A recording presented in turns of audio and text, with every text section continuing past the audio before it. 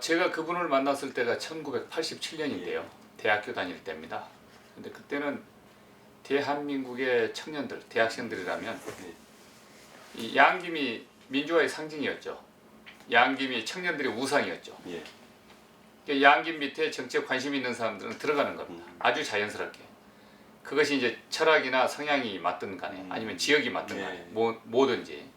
그런데 저는 이제 그분을 지역이 맞아서 찾아간 건 아니고 그 당시 굉장히 독재 정치와의 투쟁을 일사불란하게 해왔고 사형 선고까지 받고 뭐 형장 이슬로 갔었던 그런 전력이 말해주듯이 정통 민주화 투쟁을 했던 사람이었기 때문에 당시 청년으로서는 대한민국의 정의로운 청년으로서는 양김 밑에 들어가서 정치를 배우려고 하는 청년이라면 누구나 선택의 고민이 있었죠. 그런 가운데 자연스럽게 제가 87년 평화민주당이라고 하는 그 김대중 총재가 창당했었던 그 정당에 대학생 자원봉사자로 들어갔습니다. 그때는 이제 저쪽에는 민정당이 그 신군부 정권에 의해서 민정당이 창당됐는데 청년들 입장에서는 그 정당은 선택할 수 없는 그런 어떤 입장이었기 때문에 통일민주당 김영삼 대통령의 정당과 평화민주당 김대중 그 대통령이 만든 정당 사이에서 그래도 뭐 여러 가지 측면에서 김대중 총재가 좀 더 낫지 않겠는가. 그것이 자연스럽게 그 정당의 청년 장성민, 대학생 장성민이 자원봉사자로 입당하게 된 계기가 결정적인 시작이었습니다. 저는 그 정치 철학이 30년 전이나 지금이나 똑같습니다. 정치 철학이 뭐냐? 신념이 뭐고 당신의 정치를 하려고 하는 존재 이유가 뭐냐? 두 가지입니다. 가장 근원적인 철학적, 사상적, 신념적, 정치적 존재 이유는 국익입니다. 국익. 내셔널 인터리스트.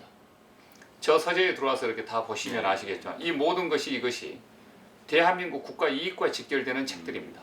물론 국제정치이긴 하고 일반 정치학 서적이고 다 그러지만 제가 지금까지 표현했었던 책들이 25년 전부터 지금까지 매년 3년마다 한 권씩 책을 뭐 이렇게 쓰다시피 해왔는데 그 책을 역서를 내거나 편역서를 내거나 제가 직접 쓴 책이거나 그 책을 내게 된 것은 공통점이 있습니다. 당대의 우리나라가 고민하고 있는 현실적인 문제에 대한 크고 작은 해법을 이 책을 통해서 제시하겠다라고 하는 그 솔루션, 문제 해결을 던지는 겁니다. 예를 들어서 소통을 지도자들이 잘 못하고 불법을 많이 저지르면서 국민들은 법을 잘 지켜라 라고 이야기했을 때 국민들이 아니 대통령 저는 법도 안 지킨 사람이 국민들에게 법을 지켜라. 대통령 자신은 엉망으로 하면서 국민들에게 원칙 지켜라. 그러면 국민들이 그 시대에는 원칙과 정의감에 대한 굉장한 갈증을 느낍니다. 그러면 그때 제가 던져놓을 수 있는 카드는 뭐냐면 원칙 중심의 리더십이다. 원칙 중심의 리더십, 지도력의 원칙 이런 책들을 제가 던져내는 굉장히 갈증을 느끼는 거죠. 대중들이. 그럴 때 진짜 제대로 된 원칙 중심의 리더십과 지도력의 원칙은 무엇인가? 이런 것들을 던지는 겁니다. 그런 것들이 저의 책의 제목이 되는 겁니다. 예를 들어서 북한이 3차 핵 실험을 했다. 근데 핵 문제를 아무도 해법을 제시하지 않고 있고 국회 외통위는 먹통위가 되고 있고 학자도 그렇고 정치인들도 그렇고 이 부분에 대해서 이렇다 할 만한 솔루션을 문제 해결 대안책을 제시하지 못한다. 그러면 그때 저는 제가 이 남북 문제, 북한 문제, 한반도 문제에 대해서 천착을 해오는 사람이기 때문에 맹렬하게 연구를 해서 지금 이 북한 핵 문제를 현 시점에서 4대 강대국과 세계적 상황을 반영해서 해결할 수 있는 한국적 해법은 바로 이거다 라고 그 문제를 대안을 제시하는 그런 어떤 저 나름대로 독특한 방법을 갖고 한반도 핵 문제 해결에 대한 책을 그 시대에 던져놓습니다. 그래서 외람되지만은 그때마다 책을 던져놓을 때마다 이게 그 파트에 항상 베스트셀러로 몇 개월씩 올라갔었던 그런 어떤 그 기록을 갖고 있는데요. 첫 번째 저의 12권의 책 가운데에서 공통점이 있습니다. 25년 전부터 지금까지 냈었던 모든 저 이름으로 나온 책들은 서문에 보면은 제가 이 책을 지금 출간하게 된 배경과 계기는 바로 이 나라가 처한 현실에 대한 문제를 해결하기 위한 솔루션, 그 방책으로서 던지는 거고, 저는 이 책을 국익을 위해서 펴낸다. 이 국익이란 말이 12권의 책의 서문에 똑같이 나와 있습니다. 내셔널 인터리스트. 그것이 25년 전에 제가 책을 펴냈을 때부터 지금까지. 그러면은 저의 정치 사상은 뭐냐? 좌도 아니고 우도 아닙니다. 대한민국입니다. 대한민국. 제가 방송을 할 때도 맨 처음에 시청자 여러분 안녕하십니까? 시사탱크를 진행하게 될 장성민입니다. 시청자 여러분, 저는 오늘 여러분 앞에 중대선언을 하겠습니다. 그 중대선언은 제가 편파방송을 시작하겠습니다. 이 방송은 편파방송입니다. 저는 어떤 경우든지 편파방송을 할 겁니다. 이렇게 이야기를 하니까 시청자들이 당혹해요. 아니, 방송이라 그러면 중립성과 공정성을, 객관성을 모티브로, 모태로 해서 이게 진행하는 것이 공론인데, 공기인데 편파방송을 하더니, 저는 좌도 아니고 우도 아닙니다. 저는 진보도 아니고 보수도 아닙니다. 저는 영남도 아니고 호남도 아닙니다. 저는 오직 대한민국입니다. 지금부터 저 방송은 편파방송을 시작할 겁니다. 국민 편파방송을 시작하겠습니다. 이 방송은 오롯이 국민과 국가와 국익만을 위한 방송이 될 것입니다. 좌가 잘못하면 좌도 가차없이 칠 것이고, 우가 잘못하면 우도 가차없이 칠 것입니다.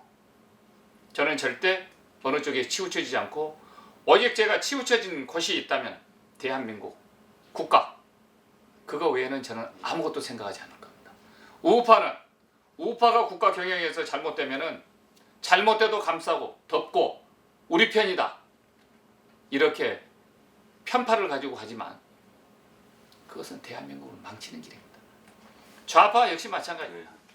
이것은 패거리 정당이고 패거리입니다. 이런 잘못된 것이 대한민국을 망칩니다. 저는 오직 대한민국만, 국민만, 국가만, 국익만 쳐다보고 국민 편파 방송을 하겠습니다. 그래서 실질적으로 저는 저 입장과 저 관점에서 지난 3년 8개월 동안 방송을 진행해올 때 거침없이 대한민국만을 위한 방송을 했고, 국민, 국가 이익만을 위한 방송을 했습니다. 저의 정치 철학과 정치를 하게 된 결정적인 저의 신념은 국가 이익입니다. 지금도 그렇고 앞으로도 그럴 것이고, 저의 25년 전의 책을 보시면 국익을 위해서 이 책을 펴낸다. 또 하나는 이 나라는 지금 분단 현실에 처해 있습니다. 분단 현실이라고 하는 것은 두 가지 원인에 의해서 이루어진 것입니다. 하나는 우리 국가, 우리 국민이 통합하지 못하고 단합하지 못해서 내부 분열로, 이 국내적 국민 분열이 국가적 분열로 확대된 것이 지금 분단 체제입니다. 그래서 소국은 분열하면 죽습니다. 이 소국의 근성이 뭐냐 그러면 항상 분열의 세포, 분열의 DNA를 갖고 있다는 겁니다. 저는 우리 국민이 그렇다라고 하는 건 아니지만, 우리도 통일 시대를 3번이나 일으켜 왔었던 거대한 통일 국가를 일으켜 왔었던 위대한 역사를 갖고 있는 민족이기 때문에, 그러나 통일하지 않고 힘을 분산시키고 분열하면 이 나라는 반드시 주변 국가들로부터 외침이 시작됩니다. 그래서 내부를 점령해버립니다. 그것이 오늘날의 분단 체제입니다. 이런 우리의 5천년의 역사를 제가 공부를 해서 어떻게 하면 이 나라가 만국으로 가고 어떻게 하면 이 나라가 흥할 것인가를 역사 속에서 저는 그 사례를 다 가지고 있습니다. 그래서 제가 정치를 하는 이유는 통일을 이루기 위한, 마지막 이제는 민주화까지 왔기 때문에 국내 거대한 통합을 이룩한 다음에 이제 대한민국은 분단 체제를 해체하고 통일 시대로 진행해야 될 그러한 통일 국가를 만들기 위한 것입니다. 통일에 있습니다. 저는 지금 현재 대한민국의 정치 세력은 대한민국 국민 수준에 맞지 않고 또 오늘날 세계 경제 10위, 11위에 올라와 있는 글로벌 스탠다드 수준에도 맞지 않고 국격에도 맞지 않고 국가의 수준에도 맞지 않고 국민의 수준에도 맞지 않고 그리고 이 나라가 앞으로 가야 될 미래의 수준에도 전혀 맞지 않는다. 이 정치는 한마디로 쓰레기판이다.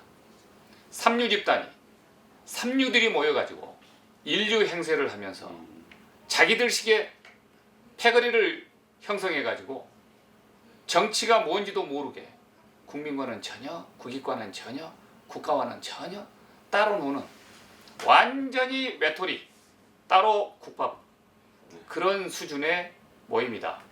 그런 측면에서 본다면은 국회의원이라고 하는 사람들은 지금 제가 봤을 때는 의원이 아니고 국회회원이고 거기에 해자는 해로울 해자입니다. 해충 해자. 나라의 해로운 집단이라는 겁니다. 두 번째, 위정자들이 아니고 위선자들이다. 그래서 저런 국회는 쓰레기 집단은 빨리 해체해야 되고 대청소해야 된다. 쓸어내야 된다.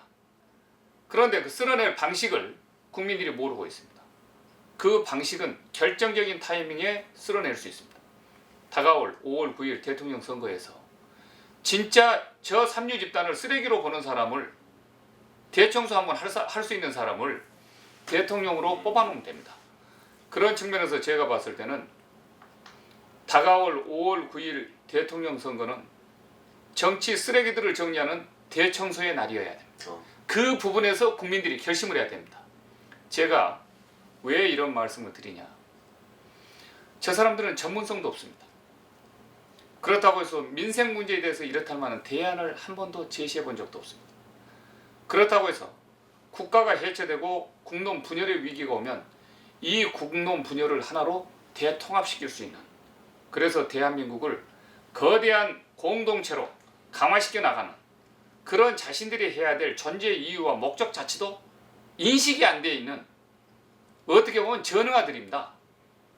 오히려 국민과 국가와 국익은 망하든 말든 간에 자신들이 그걸 이용해 가지고 촛불 세력과 태극기 세력이 서로 분열해 가지고 서로 대결을 하면 이 사회적 갈등과 대결을 국회가 빨리 의회로 끌고 들어와서 이 갈등을 풀고 그거에 대한 화합의 대안을 제시해서 사회적 거대한 혼란과 불안에 대한 비용을 물지 않고 국회 차원에서 정제해가지고 갈등을 수렴해가지고 정책을 내세워서 사회를 화합과 통합으로 이끄는 그 기능을 해야 될 것이 정치 집단인데 오히려 지금 국회의원들 보면은 나라가 망하고 분열하고 혼란이 발생되면은 그 혼란과 분열의 뒷꽁무니를 쫓아다니면서 소위 보수라고 하는 보수 세력들은 태극기 뒤에 가서 국민들 뒤에 꽁무니 쫓아다니면서 TV빨에 자기 얼굴 한번 비춰가지고 나라가 대분열로 가더라도 내 정치적 실리만 찾으면 된다 그러고 뒷꽁무니를 쫓아다니는 그런 한심한 집단이 되고 있고 이쪽에 가면은 촛불 세력은 촛불 세력대로 더불어민주당이나 진보 세력들이라고 하는 애들이 그 촛불 세력의 뒷꽁무니 쫓아다니면서 어떻게 해서 권력에 떨어진 부스레기라도 하나 추스려 가지고 지 대권병 내지는 대통령 할까 이것만 생각하고 있는 그야말로 삼류 집단이죠. 삼류 집단. 그래서 제가 봤을 때 현재의 이 대권 후보들뿐만 아니라 현실 정치인들을 어떻게 평가하냐 그러면 저는 쓰레기들이다. 쓰레기로 평가한다. 이건 청산의 대상이다.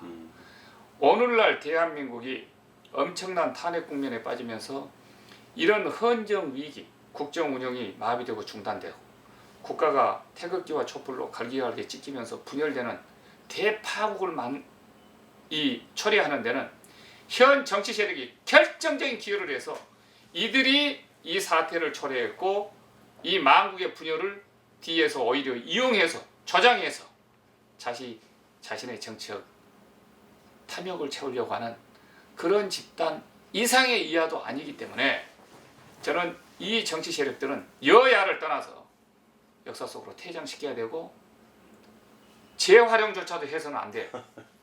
그런 세력으로 보고 있다. 이것이 저의 시각입니다. 저 개인적으로 봤을 때는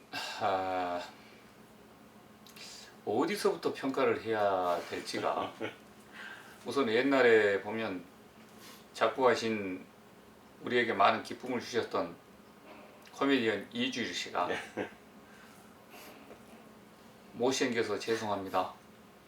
그런데 그 못생긴 것 때문에 국민적 화제가 되고 국민에게 웃음을 주는 아주 그 맞춤형 그 잡을 당신이 살다가 국민에게 참 많은 기쁨을 줬지 않습니까? 그런 경우는 못생기면 못생긴 대로 적재적소에서 참 행복한 삶을 살다 가셨는데 그분이 하루는 이렇게 나와서 인사를 할 때 못생겨서 죄송합니다 이 이야기를 한단 말입니다. 그러면 사람들이 다 못생긴 거 아니까 못생겨서 죄송하다 그러면은 웃지 않습니까? 스스로 자기 자신을 알고 인정을 하니까. 그래도 그것 자체가 코미디의 모티브가 되잖아요. 아니 제가 한 번은 성형외과 의사를 찾아갔는데 하도 얼굴이 못생겨서 근데 못생긴 것 자체가 재산이거든요. 코미디언으로서는 그분으로서는 그분이 잘생겼으면 절대 그분이 말하는 것을 저렇게 웃지 않습니다. 근데 이것 자체도 이제 코미디언으로서 새로운 국민들에게 웃음거리를 주시기 위해서 그렇게 하셨던 거죠. 제 얼굴이 하도 못생겨서 성형외과 의사를 찾아갔더니 의사가 들어놓으라 그러더라. 집도를 하기 전에 딱 내려다 보더니 이 얼굴은 어디서부터 수술을 해야 될지를 모르겠더라. 이런 이야기를 해서 우리에게 더 큰 그 기쁨을 주셨는데요. 저는 그런 분들을 상당히 존경합니다. 왜? 이 민생의 현실에 찌든 우리 국민들에게 그런 기쁨을 주고 위안을 또 주셨기 때문에. 그런데 그런 입장에서 문재인 후보를 비교를 해본다면 정치는 잘생기거나 못생긴 걸 따지지 않습니다. 정치는 못생겨도 가장 중요한 게 국가에 대한 관점입니다. 국민에 대한 철학이고 국익에 대한 자신의 신념과 사상입니다. 그리고 대한민국이 오늘날 처해 있는 이 현실에 대한 문제 해결 능력이고 권리와 의무가 있습니다. 국민을 대표하기 때문에 국가를 대변하기 때문에 거기에 맞게 자기가 서 있고 이 일을 주어진 일을 해야 되지만 못하면 책임을 져야 됩니다. 반드시 책임을 져야 됩니다. 책임이라고 하는 것은 잘못하면 물러나야 됩니다. 그런데 제가 보는 문재인 후보는 능력도 없고 책임도 지지 않는 그야말로 후한무치한 무능력하고 무책임한 사람. 저는 방송에서도 그렇지만 통반장을 해서도 안 될 사람입니다. 통반장을 해서도 안 될 사람입니다. 통반장 전국에 계시는 이 통반장 그 면장, 읍장, 이장님들에게 제가 매우 죄송합니다. 그분들은 그야말로 훌륭한 농부이시고 훌륭한 각계각층에서 일을 하신 분들이지만 그분들이 능력이 없거나 그분들이 인격이 낮아서가 아니고 국가적인 일을 처리하는 데에 여러 가지 어떤 그 중요성을 놓고 이야기를 한다면 문재인 후보는 통반장조차도 해서는 안 될 사람. 저의 관점은 한마디로 왜냐하면 지금까지 단 한 번도 자신이 야당 대표로서 리더를 맡았을 때 이렇다 할 만한 선거 경쟁에서 이겨본 경험이 없습니다. 당 대표가 선거를 주도적으로 주도해서 이겨본 승리의 선거를 단 한 번도 해본 적이 없습니다. 두 번째, 그 선거에서 졌을 때 자신이 책임을 져본 적이 없습니다. 후한무치한 거죠. 능력도 없고 무책임하고. 그러면 지도자로서 우리 국민들이 요구한 가장 결정적인 두 가지 사항에 대해서 결격 사유를 갖고 있습니다. 세 번째는 거짓말을 합니다. 그래서 제가 위정자가 아니고 미선자라고 정치인들을 이야기한 건 국민들한테 왜 정치인들이 거짓말합니까? 국민들이 준 세금을 가지고 혈세를 가지고 받아먹고 그걸 가지고 생활을 하는 사람들이 왜 국민들의 혈세도 부족해서 자신들을 반맥여주는 국민들을 상대로 거짓말을 합니까? 이건 우리 국민 여러분들도 다시 한번 생각해 봐야 됩니다. 거짓말하고 자신을 속이는 그런 정치인들을 버려야 됩니다. 그래서 호남 가서는 뭐라고 그랬어요? 호남에서 표 많이 못 얻으면, 총선에서 실패하면 저는 대통령 출마하지 않겠습니다. 약속을 했어요. 약속 지켰습니까? 이선 후퇴하겠다고, 정계 은퇴하겠다고 그렇게 말했는데 약속 지켰습니까? 거짓말을 해요. 여러 차례 정계 은퇴하겠다고 했습니다. 그러면 대통령이 됐을 때 이 사람이 한 이야기를 국민이 믿어야 됩니까? 저는 이런 측면에서 쓰레기라고 생각합니다. 바로 이런 부분들이 쓰레기예요. 네 번째, 이 사람 부패했습니다. 지금 현재 문재인이라고 하는 사람의 경남 양산에 가서 그 집을 한번 보십시오. 그게 청와대보다 더 사치스럽고 화스러운 그런 아방궁을 지어놓고 그런 사람이 마치 서민인 것이냐, 흉내내면서 거대 위장 전술을 펼치면서 표를 얻으려고 지금 국민들을 속이고 있는 이 위장 가장 행렬의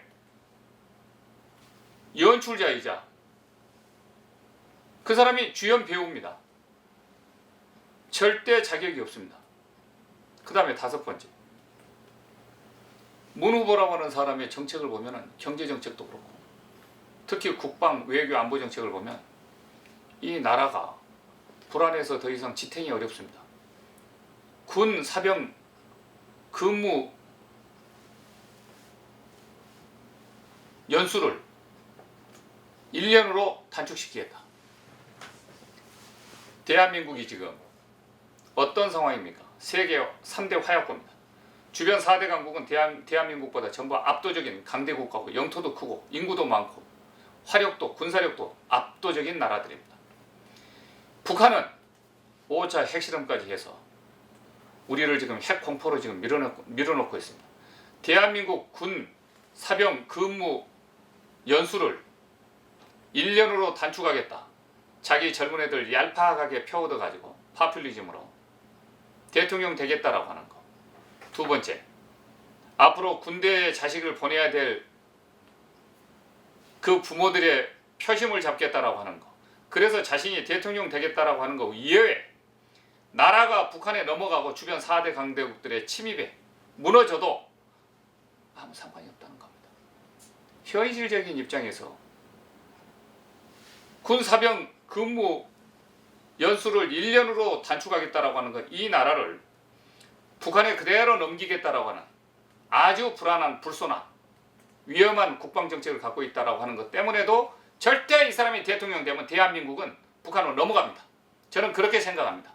국민들이 정신 차려야 되고 특히 중국과 일본을 비롯해서 주변 4대 강대국들에 의해서 특히 미국은 우리의 동맹국가이기 때문에 제외한다 하더라도 4대 강대국들 가운데 러시아까지 우리하고 전부 해안선이 됐건 육지선이 됐건 국경선을 맞대고 있고 영토 분쟁을 촉발시킬 수 있는 분쟁의 소지를 담고 있는 나라들입니다.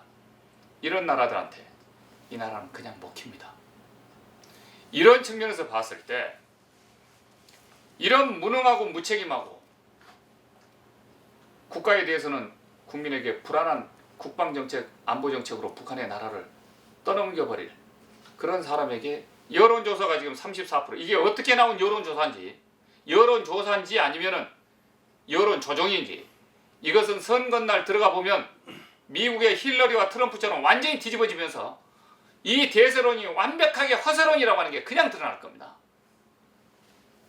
어떻게 해서 이걸 그대로 대한민국 언론과 모든 여론이 인정하는 듯한 그런 입장을 취하고 있는데, 대한민국 국민이 지금 1%의 종북 세력한테 나라를 팔아먹을 것인지, 아니면 대한민국 지키기에 이제는 대한민국 국민의 대연합을 해가지고 99%가 똘똘 뭉쳐가지고 이 불안한 군, 사병, 근무 경력을 1년으로 하자라고 하는 이 종북 세력들 정리를 할 것인지, 이번 대통령 선거가 되면 드러날 것입니다. 그리고 마지막으로 한 가지 더, 부패했습니다. 물질적으로도 부패했고, 지금 유병헌 사태와 세월호 사건이 나오는데요. 제가 그건 따로 올렸기 때문에 그걸 따로 참고를 하시고, 그리고 끝으로 이미 패거리 정당으로 친박이 망했듯이 패거리 정당으로, 패거리 정치 집단으로 망했습니다. 이미 국정 파탄 세력입니다. 스스로 지금 현재 더불어민주당의 친노 한 핵심이 우리는 패족입니다라고 이야기했듯이 국가를 폐가 망신시켰었던 폐망의 길로 이미 한번 낭떠러지로, 그리고 대통령도 지키지 못하고 자살로 이뤘던 그런 비서실장이 뭘 한다고 지금 대통령 한다고 나와가지고 친노 386대를 꼭두각시 노름을 하고 있습니까? 그래서 대한민국 국민들요, 정신 바짝 차려야 됩니다. 의석수는 아무런 의미가 없습니다. 대한민국을 무능하고 무책임하고 이미 한번 폐가망신시켰었던 그런 실패한 집단들에게 나라를 맡기면 나라는 끝입니다. 끝장입니다. 그런 측면에서 문재인 후보는 시골의 이장조차도 할 수 없는 그런 무능한 인물이다. 저는 지금 대선의 본선 게임은 시작도 안 했다. 이제 시작이다. 네. 언제부터 시작이냐? 더불어민주당의 후보 문재인으로 나오고 국민의당은 내부로부터 철수됐다라는 암흑개가 나올 거고, 그 다음에 한국당도 좀 자유한국당은 거의 이미 뭐 실패한 집단이기 때문에 나오면 심판의 대상이지 그 뭐 별 관심이 없고, 그렇게 되면 이제 국민들이 제3의 자유지대에서 새롭고 신선한 인물이 나왔으면 좋겠다, 이런 생각을 갖고 계신 것 같아요. 저는 이 부분을 굉장히 관심 있게 봐야 된다고. 그런데 문재인 후보는 나오면은 제가 봤을 때 도리 없이 이길 것이다라고 하지만은 문재인 후보가 대선은 안 된다라고 하는 여론이 70%가 높습니다. 그 지금 현재 34%는 제가 봤을 때 허세입니다. 국민들이 이제 마음 둘 곳이 없고 찍을 후보가 없습니다.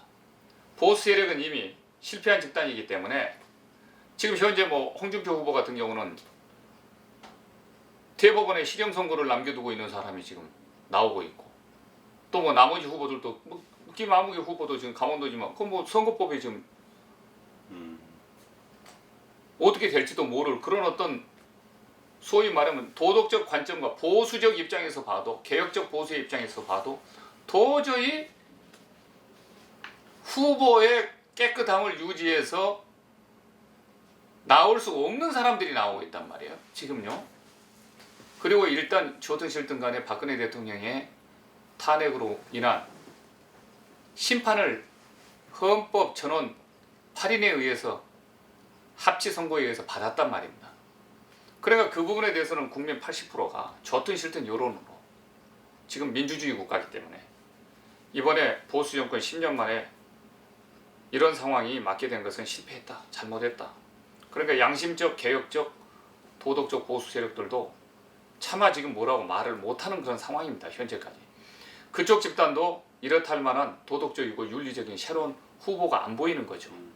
그러니까 망연자실 집단으로 지금 빠져나가고 있는데, 그런 측면에서 본다면은 지금 후보들이 나요 나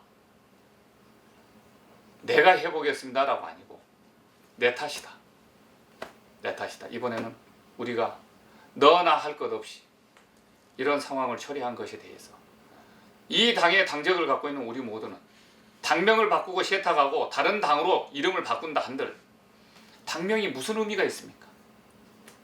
예를 들어서 장성민이가 나쁜 짓 하고 잘못해서 국민들로부터 심판받았는데 면탈하기 위해서 장성융으로 바꿨다, 장환기로 바꿨다. 정신이 바뀌어진 거고 그 사람의 능력이 바뀌어진 겁니까? 국민을 지금 바보로 하는 겁니까? 국민을 눈뜬 장님으로 하는 겁니까? 뻔히 너희들끼리 모여가지고 이랬는데 너네들이 면탈한다고 이렇게 해가지고, 그게 국민, 이게 정신병자들이 아니면 국민을 대낮에 이렇게 백주에 속일 수 있습니까? 이래서 삼류 정치라는 겁니다. 대한민국이 지금요, 이래서 제가 싹쓸어 안 된다는 겁니다. 그래서 일단은 보수가 나요 나가 아니고 내 탓이요, 자성해야 돼요. 서로가 서로를 좋은 후보를 간택해서 전략적으로 어떤 사람을 내세웠을 때 대한민국을 지킬 것인가, 문재인한테 들어가는 것을 막을 것인가. 보수는 지금 안보 불안, 국방 정책의 불안한 그 정책 때문에 문재인 후보한테 넘어가면 이게 북한으로 넘어갈 수가 있다, 이런 두려움에 잡혀 있는데, 이제 정권 빼앗기고 대한민국까지 이번에 보수 세력들이 지켜내지 못하면은 북한으로 넘어간다라는 불안감이 있는데, 그런데 이미 심판의 대상이 돼 있는 자당 소속들의, 그것도 법정 투쟁을 하면서 지금 문제 투쟁에 있는 사람들을 10% 15% 내세워서 그게 집권이 가능합니까? 국민들이 어리석습니까? 그렇게? 그런 지금 생쇼를 하고 있단 말이에요. 그게 대안이 안 되는 거죠. 그래서 그 사람들이 아무리 여론조사 높게 나와도 5%, 3%, 10%가 안 되는 겁니다.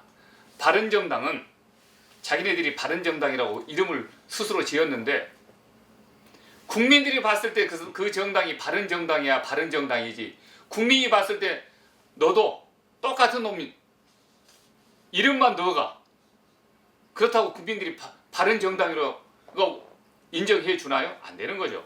거기는 그러고 보수의 지지 기반이 없습니다. 안 되는 거죠. 그러면은 내 탓이요, 자성해, 우리가 잘못했습니다, 겸허하게 받아들이겠습니다. 그러나 이대로 나라를 저런 사람들한테 맡겨두기는 어려웁니다.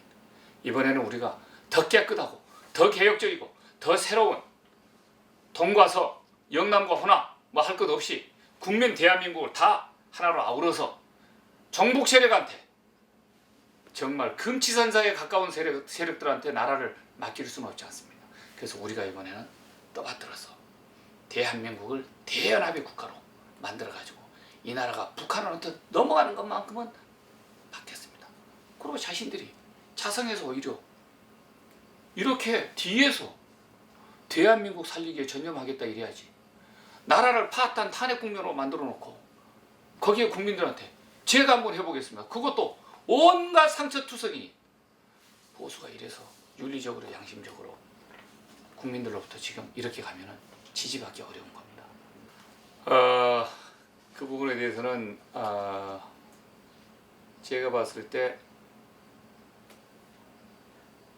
김종인 더불어민주당의 비대위원장이 최근에 탈당을 했지 않습니까? 저는 그분이 굉장히 사심 없이 소탈하게 국가와 국민을 위한 생각을 나름대로 갖고 계시다. 정치판을 이대로 둬서는 안 되겠다. 그리고 친노 패거리 집단에게 나라를 맡겨서는 안 되겠다. 그런 부분들에 대해서 저희들하고 상당히 공감을 합니다. 일치하고요. 또 그분이 굉장히 선비 스타일로 올곧은 생각을 갖고 계시기 때문에 또 경제민주화를 주장했고, 그래서 저는 그분의 역할이 상당히 중요하다고 봅니다. 지금 현 단계에서 친노 패거리 집단에게 나라를 이대로 그냥 맡길 것이냐, 그렇지 않으면은 대한민국 대연합을 해서 친노 패거리한테 나라가 넘어가는 것만큼은 막고 대한민국이 향후 제2건국의 새로운 도약의 발판을 마련하려면은 저는 그런 분들의 목소리를 우리가 상당히 좀 귀를 기울이고 그분들이 앞으로 어떻게 행보를 하는가, 이런 쪽에 좀 관심을 가져야 된다고 생각하고요. 자유한국당이나 바른정당은 좋든 싫든 현 탄핵 정국에 책임을 져야 돼요. 그들은 나오면 그 정당 소속은 심판의 대상입니다. 그래서 사실상 친노 세력들과 싸움을 할 수가 없습니다. 윤리적 도덕적으로 권력 투쟁을 할 수가 없는 사람들입니다. 내가 해보겠다 이래버리면, 사심이 전면에 나와버리면 국민들은 자성과 성찰의 집단으로 안 보는, 오히려 더 멋있게 심판 한번 해줄게, 이것은 바로 친노 패거리 집단에게 권력을 갖다 상납해버리는 그러한 상황이 되어버립니다. 그렇기 때문에 제3지대에서 새로운 정치적 새로운 세력들이 대한민국을 그야말로 제2의 건국을 하겠다라고 하는 세력들이 지금도 모여들고 또 연합을 구축하고 그렇게 한다면은 제가 봤을 때는 친노 대 대한민국 지키기 세력으로 대연합이 형성될 수 있다. 그때 친노 세력과 게임을 해서 문재인을 때려잡을 수 있는 최전선의 인물이 누군가, 그건 국민들이 잘 판단해가지고 결정을 하면 최소한 대한민국이 북한으로 넘어가는 것은 막을 수가 있고, 거기에 이제 경제적 비전과 철학을 갖고 있는 사람들, 또 외교 안보 국방 통일 전략을 갖고 있는 사람들이 모여들면 굉장히 저는 대한민국의 새로운 희망이, 정치 희망이 있다. 그 세력들이 모여서 국민에게 호소를 하면 저는 집권할 가능성이 있고, 친노 패거리 정치는 금방 쓰러뜨릴 그런 힘이 나올 것이다. 국민들은 그걸 원하고 있는 것 아닌가, 그렇게 생각합니다. 예. 오늘 아침에 그렇지 않아도 예. 김종인 이 박사님하고 막 아침 조찬을 지금 하고 왔는데, 상당히 이 새로운 제3지대에서의 정치 세력을 형성해서 그랜드 코올리션, 대연합을 해서 아무튼 친노 패거리 대 대한민국 지키기 세력의 대결로 끌고 나가면 우리에게는 거대한 국민적 지지와 힘이 있을 것이다 라고 하는 부분에 대해서 예. 아침 조찬을 하면서 예. 많이 서로 공감을 하고 이렇게 헤어졌습니다. 근데 이제 그런 논의가 상당히 당위가 있다 하시더라도 지금 물리적으로 시간이 굉장히 촉박한 충분합니다. 충분하다고. 예, 그건 정치 경험상 제가 노무현과 정몽준 간에 예. 연합을 할 때도 예. 그게 불과 20일 전이었습니다. 지금부터는 이제 정계 개편의 방향으로 막 이렇게 세력 연합의 방향으로 예. 정치권이 꿈틀대서 갈 겁니다. 굉장히 한국 정치가 지형 변화가 상당히 많아요. 엄청나게 많습니다. 지금 용암이 솟아오를 만큼 폭발적입니다. 그런데 제가 봤을 때는 자유한국당도 그렇고 바른정치모임도 그렇고 현재 이 상황까지 오는 데는 일단 책임을 져야 될 주임 정당이기 때문에 그분들은 조금 전략적으로 접근을, 이 국면을 바라보고 대한민국을 국익과 국가와 국운을 지키는데 자신을 던져야지. 내가 여기서 져도 나는 여기서 일정 정도 후보가 돼서 보수에 내가 후보가 되면 오늘 선거는 패하더라도 내일 야당 총재라도 내가 하면서 그 다음에 지역의 맹주가 될 수 있다라든지 이런 사치스러운 생각을 하게 되면 대한민국은 통째로 세월호처럼 이미 침몰해서 자신들이 그렇게 주어야 할 권력 부스러기조차도 주울 수 없는 상황에 빠져버린다. 그러니까 지금은 우리가 대동단결해가지고 이 나라가 지금 벼랑 끝에 서여 있는데 이게 세월호가 되지 않도록, 대한민국호가 세월호가 되지 않도록 그 침몰하고 있는 세월호 속에서 선장의 길을 누가 이걸 탈취하느냐라고 하는 게 무슨 의미가 있습니까? 제발 대한민국이 세월호처럼 침몰하지 않도록 그렇게 키를 가지고 침몰하는 배 안에서 권력 부스러기나 가지고 투쟁하다가 나라를 잃어버리는 이런 어리석음을 저질러서는 안 됩니다.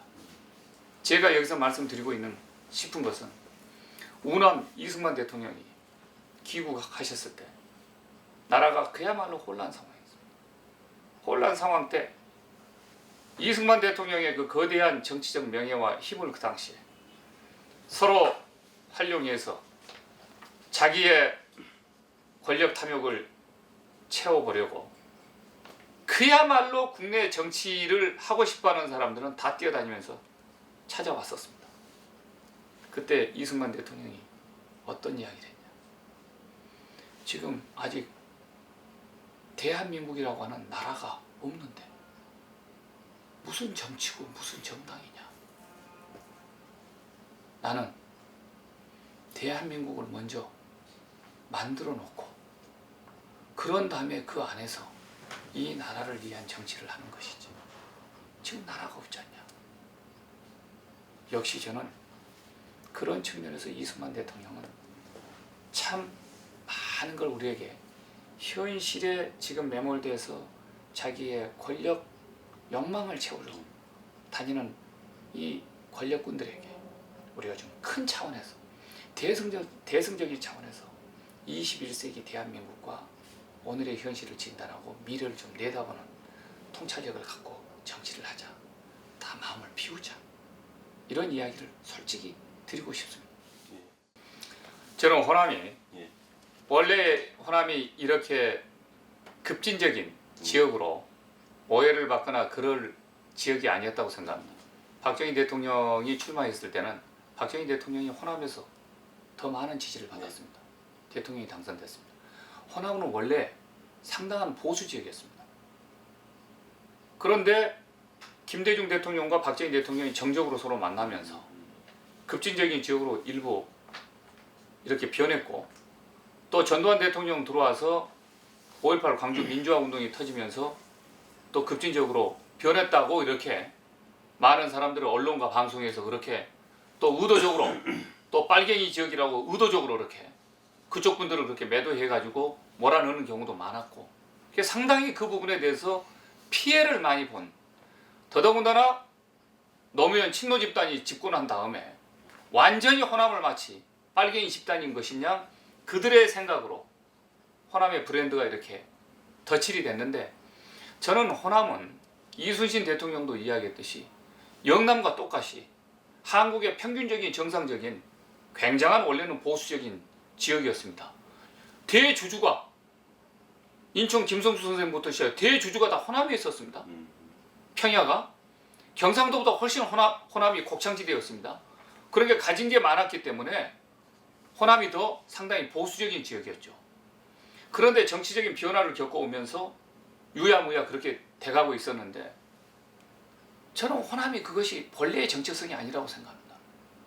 호남이 이순신 장군이 뭐라고 그랬습니까? 양무 호남이면 시무 국가다. 오직했으면 호남이 없으면 국가가 없다. 이런 이야기를 했지 않습니까? 이럴 정도로 호남은 소수나 이런 어떤 정상적인 어떤 평균적인 대한민국 국민들의 이 상식적인 생각을 안 가진 집단으로 이렇게 매도된다든지 이런 어떤 고립된 지역이 아니었습니다. 이것은 사실 정치적 대립이 격화되다 보니까 반대편에서 그렇게 덧칠을 한 경우도 있었고, 또 이쪽 진영에서 정치를 하는 세력들 때문에 친노 집단 때문에 호남이 그냥 뭐 건뜻하면은 오해를 받은, 그런 오해 아닌 오해를 받는 그런 어떤 좋은 글씨를 안게 됐는데, 호남의 대부분의 유권자들은 그렇지 않습니다. 이건 지역적 투표입니다. 이 소위 말해서 생각에 대한 투표가 아닙니다. 예. 그런데 제가 지금도 영남과 호남을 두루 다니지만 똑같습니다. 얼마 전에는 광주를 전부 둘러다니고 이야기를 하고 목포까지 다 가서 이야기를 해요. 목포 사람들이나 구미에 박정희 대통령의 구미 선산 상모마을, 제가 현장을 한번 가봤습니다. 불탔다고 그래가지고. 똑같습니다. 목포에 계시는 목포 시민이나 구미 상모에 계시는 상모마을 박정희 대통령 생가 주변에 계시는 마을 주민들이나 대한민국을 생각하는 고민, 걱정, 나라가 잘못되고 있고 정치가 이렇게 가서는 안 된다는 거, 문재인 후보에 대한 국방 안보 정책이 불안하다는 거, 종북 세력에게 나라를 맡기면 나라가 끝장난다고 하는 거, 한미동맹 관계가 헝클어지면 절대 안 된다는 거, 중국이 저렇게 사드 배치를 난리를 치고 위협으로 다가오니까 이 나라 국방 안보를 더 강화시켜야 된다는 거, 북한에게 일방적으로 퍼줘서는 안 된다는 거, 과거처럼 북한을 대해서는 안 된다는 거, 이것이 똑같습니다. 시사탱크에서 저를 쳐다보는 경상도 주민들이나 국민들이나 호남, 광주, 목포 주민들이나 똑같습니다. 제가 그래서 그러나 이건 다릅니다. 현 정권에 대한 책임을 지고 심판을 해야 된다라고 하는 건 다릅니다. 네. 그러나 그것도 영남 사람들도 똑같습니다. 심판 받아야 되고 책임을 져야 된다. 그래서 차이가 없습니다. 제가 보면 그렇다고 해서 양쪽 다 문재인이 돼야 된다, 안철수 돼야 된다, 뭔가 좀 함량 미달들이 나라를 이 상황에 비상시국에 처한 이 나라를 만든다고 했을 때 우리가 잠 못 자겠다라고 하는 건 똑같습니다.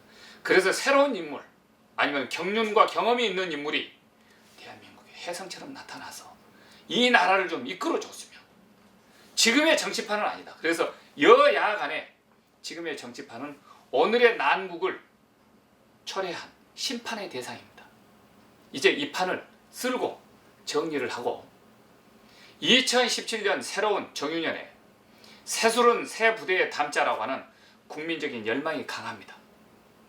믿고 맡길 수 있는, 보수와 진보 없이 좌와 우 없이 대한민국을 생각하는 대통합의 정당, 대통합의 정치, 대한민국 대연합의 정치. 그래서 정말 더 큰 안정을 주고 화합을 이룩하고 그리고 국민 대통합과 더 큰 미래로 나갈 수 있는 과거의 발목을 잡히지 않는 그런 새로운 정치가 나왔으면 좋겠다라고 하는 게 영남과 호남에서 공히 발견했었던 공통 분모입니다. 그래서 이번에는 정말로 이제 본선 게임이 끝나면 여기에서 이제 예선전이 각 당에서 예선전이 끝나고 본선으로 이제 서시에 들어가면서 후보가 압축되면은 놀라울 만한 국민들의 혁명적인 지지가 변화가 지금 용암이 끓고 있듯이 끓기 때문에요. 지금 나와 있는 문재인 후보의 대세로는 그야말로 사우나탕에 찜질방에 창문 조금만 열어놓으면 확 김이 빠져나가듯이 순식간에 빠져나갑니다. 우리 국민들이 절대 그렇게 어리석은 국민들이 아닙니다. 완전히 달라졌습니다. 보십시오. 저는 그 부분에 대해서는 삼권 분립에 의해서 국회가 중간에서 이제 막 헌법재판소로 넘기는 절차와 과정들이 상당히 위법 사항들이 많이 있었습니다. 절차적 합리성이 어겨진 부분들, 위헌성이 상당한 부분들이 많이 있었죠. 그것은 왜 그랬는가라고 생각해 보면 정치인들 수준 자체가 민주적 절차와 제도의 틀에 맞게 차곡차곡 안정적으로 하나하나 따져가면서 이 문제를 처리할 민주적 학습과 훈련이 안 돼 있는 사람. 그래서 제가 현 정치인들을 삼류 집단으로 이야기해요. 그 과정 자체가 불법성을 많이 내포하고 있지 않습니까? 그래서 지금 논란을 일으키고 있지 않습니까? 잘못된 것이고. 그러나 그 사람들이 거기서 충분히 국회에서 논의하지 않는 것. 이것은 여론의 압력과 여론의 압박에 의해서 너무 파퓰리즘식으로 그 문제를 처리하고 헌법재판소로 넘겨버린 과정상에 문제점이 많았다. 두 번째, 그렇지만 그것이 민주주의라고 하는 이름하에 헌법으로 넘겨졌을 때 삼권 분립에 따른 법을 집행하는 헌법재판소가 저는 헌정주의의 입각에서 그것을 얼마나 철저히 했는지 그 문제의 논란이 상당 부분 남아있다. 그래서 아직도 헌법재판소에서 8명 전원이 합치선언을 했는데도 저는 이것이 과연 단 한 명도 자신의 소신과 신념에 배치된 그런 사항이 없었던가? 8명이 만장일치로 전원이 만장일치로 받아들일 만큼 이게 획일적인 사항이었나? 그것도 참 많은 흥미와 호기심을 낳습니다. 하지만 저는 그런 여러 가지 문제점이 있음에도 불구하고 헌재 판결이 내린 거 국회가 제도적인 문제점이 많고 절차적인 문제점이 많았지만 삼권 분립에 의해서 넘어가는 것 그들은 모두 국민 여론을 반영한 것이고 80%의 국민 여론을 의식한 결정을 한 것이다. 그 국민 여론을 의식했다라고 하는 건 절차적으로도 또 이 여러 가지 어떤 신념적으로도 문제가 있지만 너무 지나치게 여론을 의식한 것 아닌가. 그런 생각을 갖고 있는 거죠. 여기서 잘 봐야 될 것은 그렇다 하더라도 그들이 내린 결정은 저는 인정해야 된다. 왜냐하면 많은 사람들이 태극기와 촛불 세력 간의 이 대결 문제를 동원하고 정치적으로 이용했다. 그게 정파적인 거다 이렇게 이야기하지만 일부분 시작과 끝이 그런 부분들이 있습니다. 그런데 어떤 경우든 간에 저는 굉장히 객관적인 여론으로 제가 이야기를 하는데 탄핵 정국이 여기까지 오는 데까지는 박근혜 대통령은 심판의 대상이었고 국민들이 최순실의 배후 조정을 받은 부분에 대해서는 우리가 당신을 전부 이렇게 존경하고 나름대로 바치고 어머니 아버지 총탄에 쓰러지고 처자식 없고 국민과 국가 대한민국과 결혼했다 그러니까 동정심도 많고 이렇게 당신 편을 들어줬는데 우리의 자존심이었는데 최순실이가 전화해서 빨리 처리하라고 그래. 뭐 하고 있어? 여기서 국민들은 더 이상 대통령을 인정할 수 없었습니다. 이 대통령의 국정을 맡길 수가 없었습니다. 우리 국민들의 냉혹한 판단이죠. 그것이 여론의 75% 80% 나온 겁니다. 그것을 국회와 헌법재판관들이 거슬릴 수 없었습니다. 거슬렸다면은 자신들은 역사의 죄인이 됐을 것이다. 이런 강박관념이 컸을 겁니다. 제가 봤을 때는 그렇게 봅니다. 아니 그래서 이게 지금 말씀하신 그 내용을 인정하면서도 사실 어떤 절차적 정당성을 담보로 하면서 사실 그 내용의 정당성에 대해서는 또 어떤 전체주의적인 요소가 상당히 있지 않는가 해서 굉장히 좀 서로 상치되는 이런 민주주의는 네. 민주주의는 여론에 따라서 중우 정치로 가버리기도 하고 파퓰리즘으로 가버립니다. 파퓰리즘. 근데 파퓰리즘도 대중들이 납득하지 못하면 따라가지 않습니다. 근데 대중들이 납득을 하면은 잘 모르고 있다 하더라도 바람이 부는 거예요. 네, 하여튼 그 대목은 나중에 이제 역사적으로도 뭐 상당히 좀 평가나 분석이 많아야 될 대목이 아닌가 그렇게 싶습니다. 그래서 이건 아마 중요한 사례에서 남긴 것 같고 가장 중요한 것은 80%의 국민들이 일단 탄핵을 원하니까 그것으로부터 정치인들이라든지 헌법재판관들이 그 여론의 압력에 벗어나지를 못했다는 거예요. 벗어날 수가 없었을 겁니다. 저는 사실 대한민국이 개인적으로는 대통령의 권력이 막강하기 때문에 제왕적 대통령제다 이런 어떤 비판을 많이 해왔지만은 대한민국이 대통령제 민주주의로 대통령이 권력 집중을 했기 때문에 좋든 싫든 여기까지 온 겁니다. 세계 경제 10위, 11위의 번영국가로 온 겁니다. 그리고 경제적으로 이제 컸고 민주적 소양도 이제 많이 늘어났기 때문에 그러나 지금의 이제 대통령 1인이 과거처럼 국민이 문명률이 예를 들어서 75%가 되는 그런 시대보다는 깨어있는 지도자가 밀고 나가고 끌고 나가는 그런 시대가 아니라 이제는 진짜 지식정보화 시대이기 때문에 국민들이 지도자보다 더 많은 정보와 지식을 갖고 있는 사람들이 많습니다. 국민과 제대로 소통할 수 있는 소통의 리더십이 매우 중요하다고 보는데 그런 측면에서 본다면 아직은 대한민국이 분단체제이기 때문에 대통령제는 유지되어야 된다. 대한민국 대통령제 민주주의가 지금 50년 동안 이렇게 경험을 해왔는데도 시행착오가 아직 일고 있는데 의원 내각제를 한다면 이 협상의 능력이 과연 되나? 이 삼류 집단이 협상할 수 있는 능력이 되고 토론할 수 있는 능력이 되나?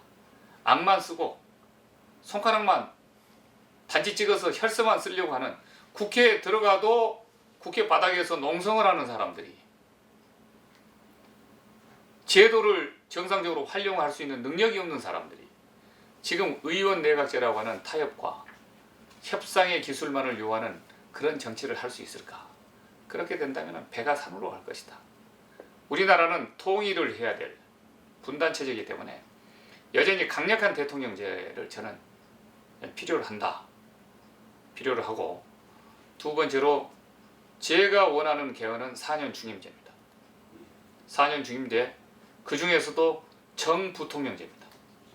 왜 그러냐면 지금 우리가 대통령제 민주주의를 50년 동안 이렇게 이행해 오면서 대통령은 감옥도 가고 암살도 당하고 그 다음에 탄핵도 받아봤고 전직 대통령 자살도 하고 아무튼 또 뭐 망명도 가고 수없는 상황들이 발생되지 않습니까? 그래서 우리는 대통령제 민주주의 과정 속에서 대통령 유고 사태로 전국 불안과 혼란을 많이 겪었지 않습니까? 12.12도 그 과정 속에서 나온 거고 광주 5.18도 그 과정에서 나온 것 아닙니까? 그런데도 어떤 정치인이든 간에 이 대통령제 민주주의 과정 속에서 전국 불안과 국정 혼란의 발생을 제도적으로 막을 수 있는 아무런 대안 장치나 그런 식의 나라를 안정적으로 이끌고 가도록 하는 대책을 내놓은 사람이 없어요. 그래서 제가 얼마 전에 박근혜 대통령의 탄핵 사태로 인해서 빚어진 국론 분열과 국가 혼란을 보면서 이걸 어떻게 막아야 될 것인가? 어떻게 하면 대통령이 잘못해서 탄핵받고 재임 중에 떠나더라도 국정 공백이 생기지 않도록 할 것인가? 라고 생각했을 때 미국식 정부통령제로 가는 게 좋다. 그것이 나오면은 지역 감정을 우선 해소시킬 수가 있고, 두 번째로 미국도 존 F 케네디 대통령이 암살을 당해 리차드 닉슨이 워터게이트 사건으로 백악관을 떠났을 때 국정 공백이 있을 이유가 컸습니다.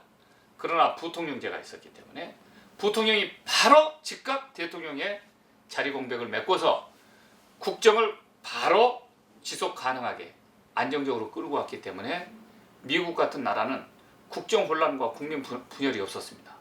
세 번째로, 왜 그러면 지금 황교안 총리가 맡고 있는 총리 권한대행, 대통령 권한대행을 총리가 이행하는 것보다 정부통령제로 가는 것이 좋냐? 라고 하면, 정부통령제는 직접 민주주의에서 국민들이 직접 투표에 의해서 직접 대표로 국민들이 뽑습니다. 그러나 총리는 대통령이 지명해서 간선으로 뽑습니다. 그럼 거기에서 벌써 대통령 유고 사태 때 총리가 대통령 권한대행을 했을 때와 대통령이 간선으로 뽑은 사람과 아니면 정부통령제를 국민의 직접 투표에 의해서 지지를 받고 선출된 부통령이 대통령의 권한대행 내지는 대통령직을 수행했을 때와 국민에 대한 심리적 안정과 지지와 100가지가 달라집니다. 그 모든 것이. 그래서 이런 어떤 상황에서 저는 대통령제 4년 정부통령제로 가는 것이 통일국가 대한강국을 만드는 좋은 헌정 시스템이다. 그렇게 생각하고 있습니다. 하지만 이 부분에 대해서는 여러 가지 시행 과정상 3년 대통령제다. 아니면 의원 내각제다. 이원 집정부제다. 그래서 국가 안보와 국방과 통일과 외교 문제는 대통령이 정권을 갖고 국내 내치 행정은 강력한 총리가 갖는 이원 집정부제가 사실상 현 정치권에서 논의되고 그게 필요하다 그러면 그 부분에 대해서도 충분한 논의와 보완을 할 여지는 있다. 한번 검토를 해볼 여지는 있다. 이렇게 생각하고 있습니다. 그 문제에 대해서는 제가 두 가지 관점인데요. 저희 정치적 신념과 종교적 신앙의 관점에서, 그 다음에 인류의 멸망을 방지하기 위한 지구적 차원에서 저는 양심을 걸고 확고한 그분에 대한 생각을 갖고 있습니다. 우선 동성애라고 하는 게 하나님이 인간을 내려보낼 때 순놈과 순놈이 같이 붙어서 한 방을 쓰면서 살아라, 아니면 암놈과 암놈이 서로 짝을 짓고 살아라 라고 하는 자연 질서에 순응하지 못한 것이다. 이런 생각을 갖고 있고, 두 번째는 지금 전 세계가 갈수록 인구 문제 때문에 고민을 하고 있는데, 동성애가 트렌드가 됐건 뭐가 됐건 확산이 돼버리면 그러면 우리의 미래 세대는 어디서 찾습니까? 구원받으면. 특히 한국은 현재 OECD 국가들 가운데서 출산율이 가장 낮은 1.2%입니다. 1.2명인데 이대로 가면 세계 인구 통계 보고서에 따르면 100년 후는 한국이라는 국가는 소멸합니다. 없어집니다.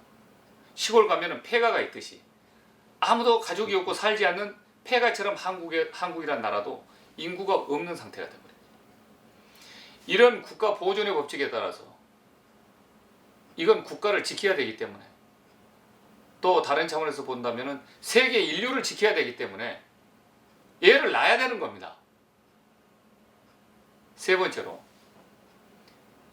지금 현재 동성애가 확산되면은 그로 인해서 생기는 에이즈 문제, HIV 문제, 정말 인류를 멸망에 이르게 할 수 있는 치명적인 질병의 바이러스가 확산되면 중세 유럽의 흑사병처럼, 아니면 스페인 독감처럼, 아니면 아프리카에서 지금 현재 퇴치운동에 나서고 있는 에볼라 바이러스처럼, 이런 것들이 한국에서 동성애가 늘어남으로 인해 가지고 한국의 우리 국가의 전망뿐만 아니라 세계 인류의 흑사병의 바이러스를 여기서 발원을 했다라고 생각을 해보세요.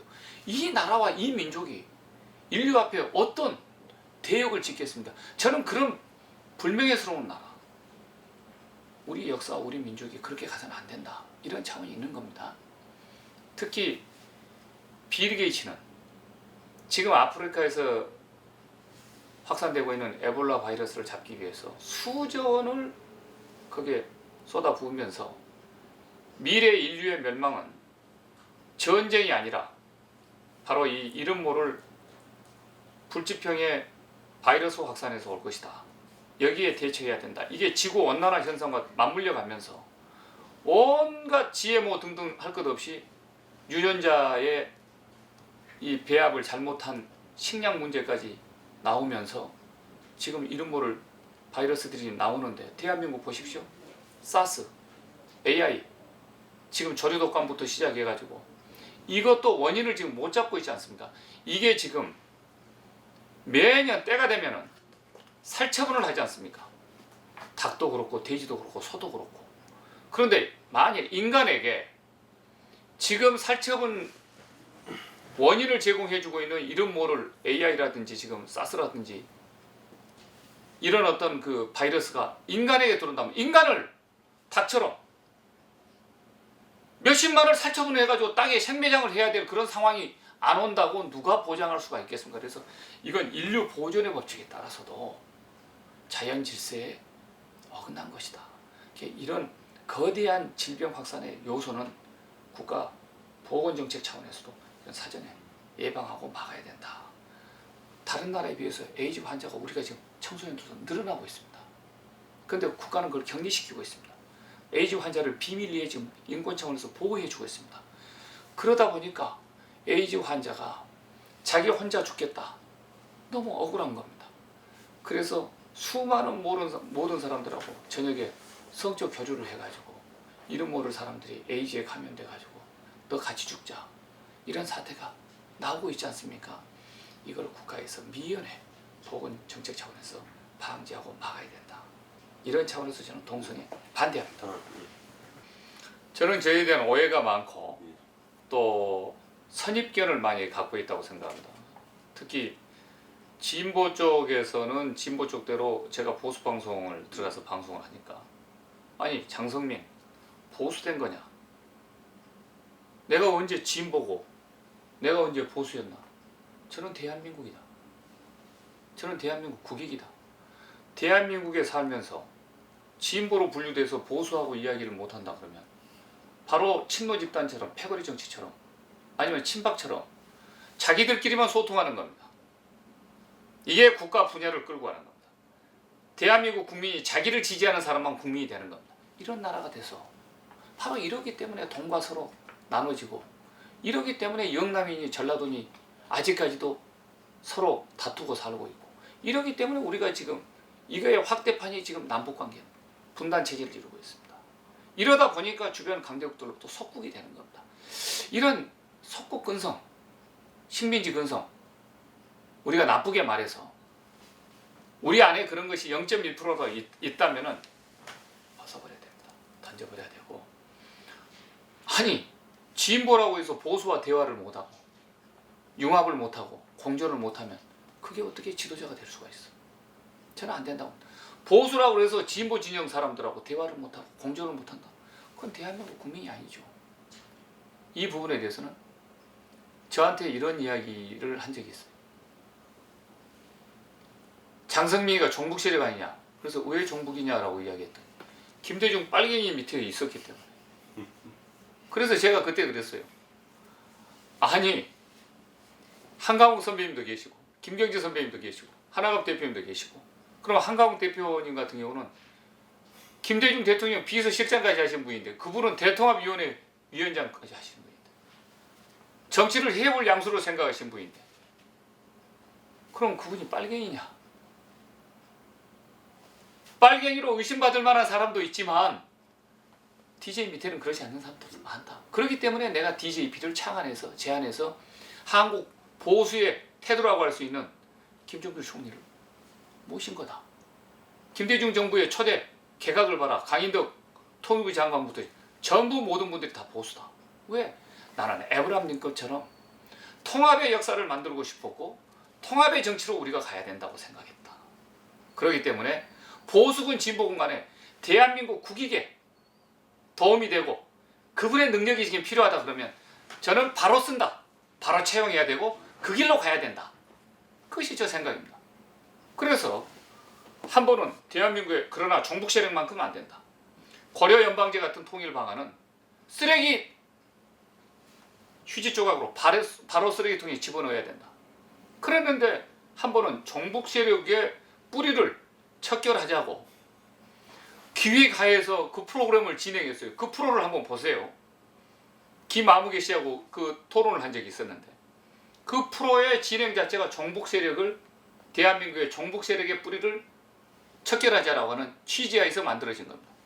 그렇지 않았으면 제가 그 프로를 진행할 수가 없죠.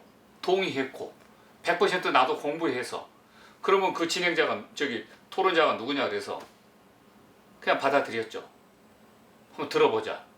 프로그램이 그렇게 해서 시작된 겁니다. 시작을 보세요. 시청자 여러분 안녕하십니까. 오늘은 대한민국의 종북 세력들의 뿌리를 한번 그걸 내가 진행하는 프로입니다. 그런데 저를 종북 세력이라고? 제가 저한테 종북 세력이라고 이야기하는 사람은 그럼 그 사람 빨갱이입니다. 제 눈에 봤을 때 한강욱 대표님을 지금 비서실장하고 계신 분을 그분은 동교동의 김대중 대통령이 비서실장 하신 분입니다. 그분이 빨갱이입니까? 그게 선입견이라는 거죠. 두 번째, 그 프로를 보면 제가 연방제라고 하는 이야기를 합니다. 미국식 연방제. 우리가 통일 방안으로서 저는 자유민주주의 이념과 철학에 기초한 것이라면 연방제도 고려할 수 있다. 독일, 미국, 프랑스, 오스트리아 다 그게 자유민주주의한 통일 방안, 연방제 통일 방안입니다. 그런데 이 사람들이 연방제 그러면 뭘 생각하냐? 경기를 느끼고 있어요. 고려 연방제를 생각해요. 그러니까 이 자라보고 놀란 가슴 소뚜껑 보고 놀란다고 연방제란 말을 쓰니까 미국 연방제라 그렇게 말을 해도 고려 연방제 아니야. 왜? 선입견을 갖고 있으니까. 거기에 토론에 내가 고려 연방제란 말을 단 한마디도 쓴 적도 없고 없는데 그걸 마치 빨갱이한테 좋은 글씨 뒤집어 씌워서 마타도아를 가하는 거예요. 이야, 이것이야말로 빨갱이들이 하는 일이다. 빨갱이들이. 세 번째, 자유민주주의 철학과 이념의 기초에서 미국처럼 그런 연방제를 우리도 통일 방안 중에 생각할 수 있다면 생각해야지. 그런데 김대중 등등 낮은 사람들이 낮은 연방제 아니면 고려 연방제 북한에서 그런 것과 생각이 동일하다고만 선입견을 갖고 저 사람도 그런 생각 가진 거 아니냐. 정말 흑색 선전도 너무 한 거죠. 그래서 저는 그거에 대한 아무런 이야기를 안 했습니다. 그리고 우리가 자유민주주의 철학과의 사상과의 이념에 기초한 연방제라고 한다고 그랬을 때는 이미 북한은 고려 연방제나 주체사상이나 사회주의는 이것은 끝장이 난 체제입니다. 체제적으로 끝난 상태입니다. 무슨 말씀인지 아시겠죠? 자유민주주의의 위대한 승리하에서 자유민주주의 연방제식으로 가자는 겁니다. 북한이 이건 자유민주주의가 안 되면 할 수가 없는 겁니다. 그런데 그런 말 뜻을 전혀 모르고 오거지로 아니 그 고려 연방제자 아니냐. 고려 연방제란 말을 누가 써요. 오직 있으면 내가 수없이 고려 연방제 통일 방안은 쓰레기통에 들어가야 될 통일 방안이다. 이래도 안 믿어. 그래도 계속 이게 빨갱이 짓거리들이 빨갱이들이 하는 수법이다. 그래서 저 사람은 빨갱이다. 나중에 알고 보니까 대학교 다닐 때 운동권이었어. 저는 운동권도 안 해봤어. 저희 집안은 저희 처가도 그렇지만 독립운동 집안이야. 그리고 장인어른 호국원에 안장돼 계셔. 그리고 저희 집안은 기독교 집안이야. 누가 누구한테 빨갱이라고 해야 돼 지금. 이야, 이 빨갱이 사냥을 이런 식으로 하는구나. 상당히 마음의 상처를 나오셨던 것 같은데. 은근히. 그리고 그걸 가지고 마타도아를 해. 꼭 빨갱이들이 하는 수법으로 해. 이게 전향이 안 됐구나. 그 다음에 네 번째로 한 가지 더. 북한에 변화가 있느냐, 변화되냐, 북한 주민들 변화되고 있다. 왜? 자기는 안 되고 있다. 북한 인민들이 변화되고 있다. 여기서부터 장금이부터 시작해서 초코파이부터 막 들어가니까 탈북자들이 내려오면 제가 방송 진행할 때도 탈북자들 전부 만납니다. 뭘 보고 이렇게 남한으로 탈북하게 됐냐? 그전에는 남한이 너무 무서워서 내려올 걸 생각을 못했다. 중국으로 갔다. 중국에서 알고 내려왔다. 이런 사람들이 많았는데 지금은 장금이, 한류, 초코파이, 라면 막 이런 그 싸이 강남 싸이 네, 뭐 드라마, 뭐 드라마 이런 것들이 엄청나게 이게 다 그 당시 우리가 집어넣었던 정책들이거든. 내부에서 왜? 이게 구소련을 붕괴시킨 결정적인 것. 구소련을 붕괴시켰던 것은 미국과 소련의 전쟁이 아니거든. 군사적 충돌이 아니거든요. 우리가 억지력만 잘 갖추고 있으면 밑으로 집어넣으면 인민들이 변하거든. 주민들, 국민들이 변하거든. 이 자체가요. 그래서 북한 주민들이 변하고 있거든. 그런데 5년 만에 왜 안 변했냐? 이게 콩입니까? 말입니까?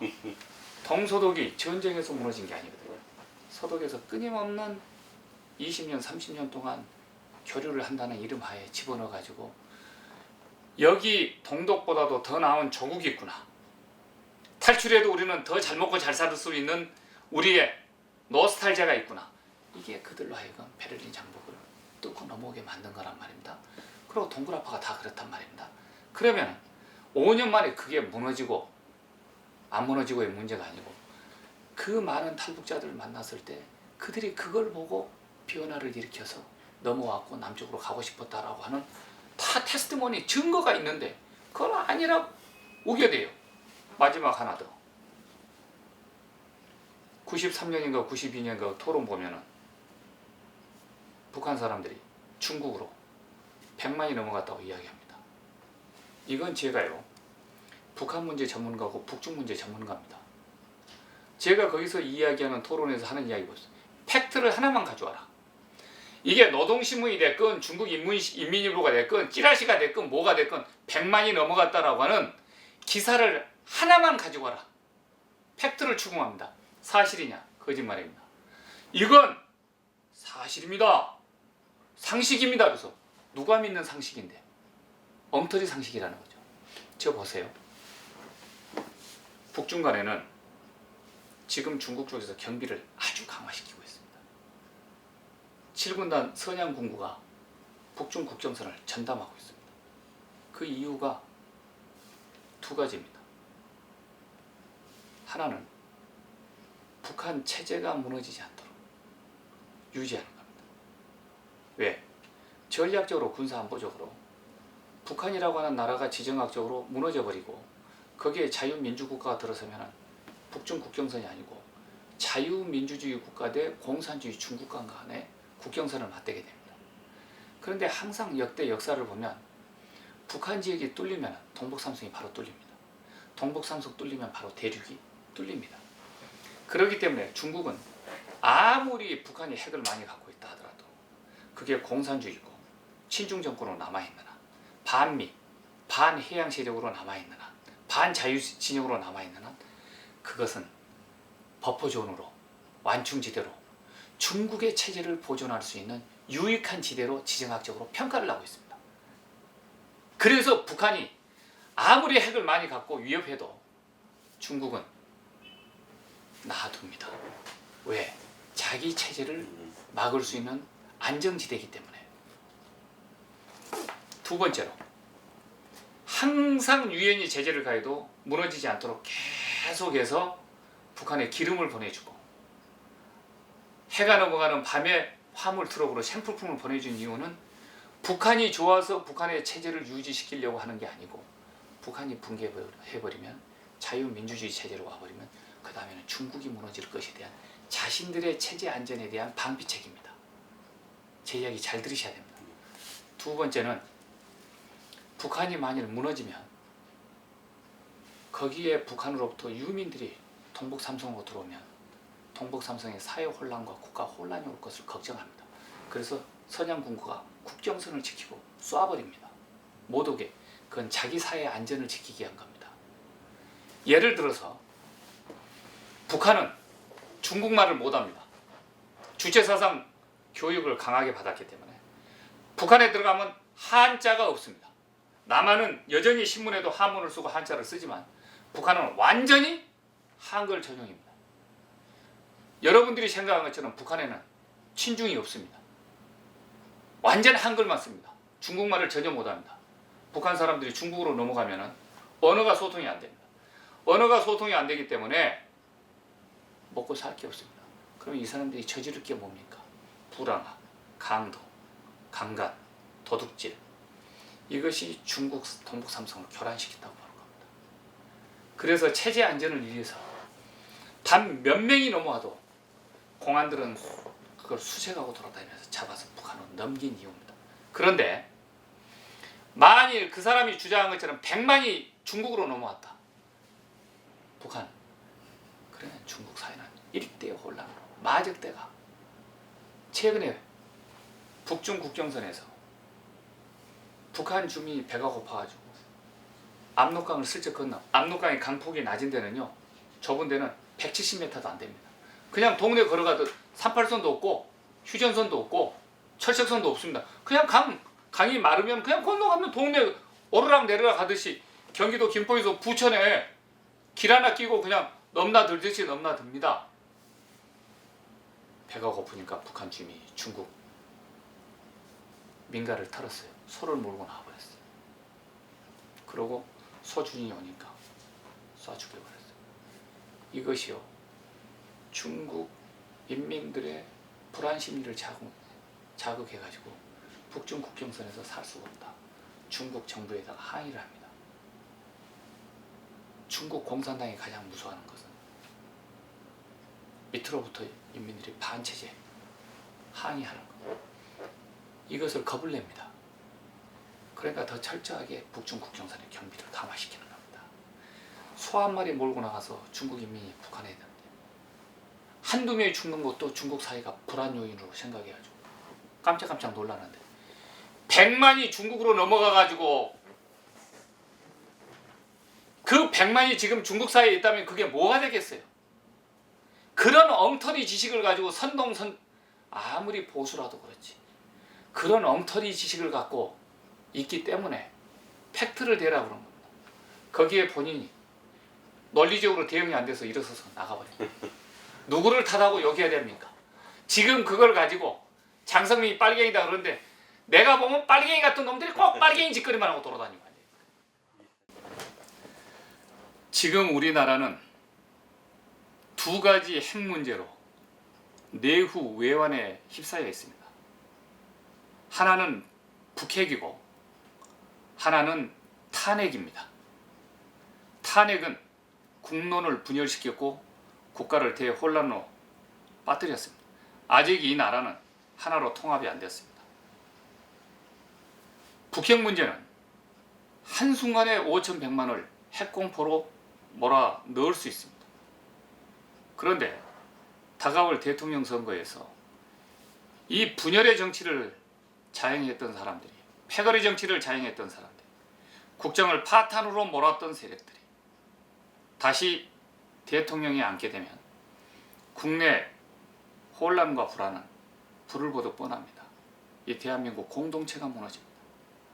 그리고 민주주의 국가인 대한민국이 공산주의 국가 밑으로 속국이 된다든지 이 나라 안보 체제를 약화시켜가지고 통째로 넘겨주게 되면 이 나라는 손 한 번 써보지 못하고 5,000년의 역사는 이걸로 끝납니다. 그래서 우리가 대한민국 나라를 지키는 데 있어서 작은 지역 이런 문제, 분쟁 문제, 권력 부스러기를 가지고 자기 거 챙기려고 소리를 내세우다가 초가삼간 빈대 잡겠다고 초가삼간 태우는 우를 범해서는 안 됩니다. 대한민국을 지켜야 됩니다. 모든 사람들이 다 마음을 비우고 이제는 북한으로 군 사병 근무 기간을 1년으로 해서 이 나라를 통째로 북한에 내줄 것인가? 그렇지 않으면은 이 나라가 북한으로 넘어가는 것은 최소한 대한민국 전 국민들이 모여가지고 막을 것인가? 이번 대통령 선거의 중요한 기로에 서 있습니다. 저는 여기서 국민 여러분들에게 말씀드리고 싶습니다. 대한민국을 지켜야 됩니다. 이번 다가올 대통령 선거는 대한민국을 지키기 위한 99% 대한민국 국민 대연합 세력과 1% 종북 세력 간의 대결해야 됩니다. 그래서 삼류 정치인과 이 나라를 통째로 북한으로 넘기려고 하는 1% 종북 세력을 대변하는 그 후보와의 대결에서 대한민국을 지키는 세력이 이겨야 됩니다. 저는 국민 대연합을 해야 된다. 99% 대 1%에 선거해야 된다. 이 나라를 북한으로 넘겨버릴 삼류 쓰레기 정치인들, 이 세력들을 다가올 대통령 선거에서 대청소하는 날로 결심을 해야 된다. 그 말씀을 간곡히 부탁드리고 싶습니다. 감사합니다.